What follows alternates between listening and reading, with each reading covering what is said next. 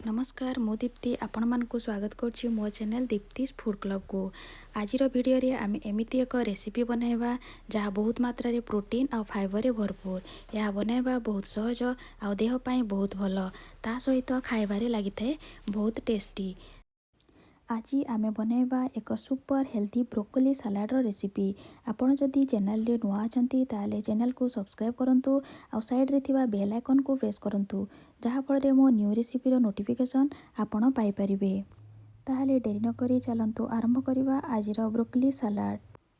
Broccoli salad बनाइबा पई प्रथमे आमे ब्रोकोली को स्टीम करिबा। आपण चाहिले बॉयल मध्य करि परिबे।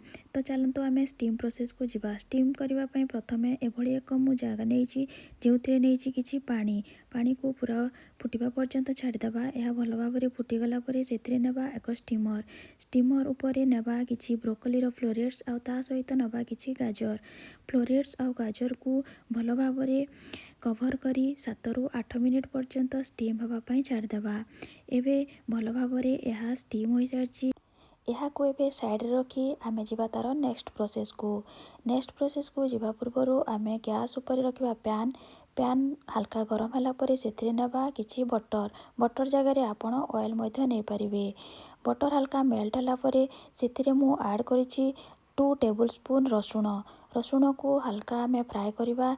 हल्का फ्राई साला परे सेथिरे मु ऐड करिछि 1 कप पियाज रसुण को आमे किछि समय पाई एभଳି भाबरे फ्राई करिबा। यहा को किछि समय फ्राई कर साला परे सेथिरे आमे ऐड करिबा किछि कैप्सिकम। एठारे मु हाफ कप कैप्सिकम व्यवहार करछि। आपण जे कोनोसी कलर कैप्सिकम नै परिबे। एठारे मु रेड कलर कैप्सिकम को ऐड करिछि। यहा को आमे भल भाबरे एबे किछि समय पाई चलेबा। यहा को चले साला परे सेथिरे आमे ऐड करिबा आगरु स्टीम करि रखिथिबा ब्रोकोली रो फ्लोरेट्स आ ता सहित गाजर। ए सब को भल भाबरे आमे मिसेइबा। एक भल भाबरे मिसेइ साला परे सेथिरे आमे ऐड करिबा किछि लूण। एठारे मु लूण टेस्ट अनुसार नैछि।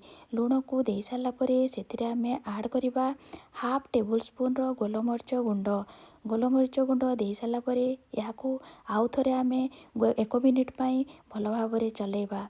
यहा को भल भाबरे चलै साला परे सेथिरे मु ऐड करूछि 2 टेबलस्पून लेमन जूस बा लेंबू रस को सेथिरे आमे ऐड करिबा।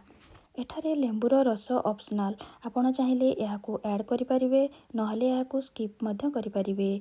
आमे एठारे लेंबू रस को देई साला परे ए सब को भल भाबरे 1 मिनिट पई हाई फ्लेम रे यहा को फ्राई करिबा। यहा को आमे ओवर कुक करिबा नाही। ए सब को देई साला परे भल भाबरे गोळेई आमे एबे गैस रो फ्लेम को ऑफ कर देबा। एबे गरमा गरम रेडी हो गला हमर ब्रोकोली सलाड। आपण को जदि ए रेसिपी भल लागिला ताहाले लाइक करंतु शेयर करंतु। पुणी देखा हबो आउ एक नुआ रेसिपी सहित। सेति पर्यंत नमस्कार, जय जगन्नाथ, जय मां समलेई।